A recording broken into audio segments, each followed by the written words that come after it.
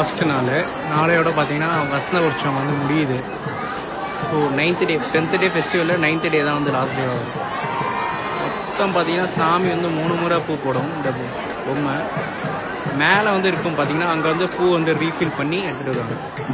இப்போ 3 முறை வந்து ஒரு சாமிக்கு வந்து பொம்மை பூ போட்டுடுச்சுன்னா, சாமி இந்த மயில மரத்தை சுற்றி ஒரு ரவுண்டு வரும்.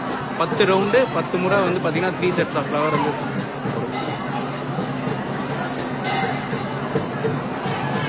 லாஸ்ட் டேனால செம க்ரௌடு.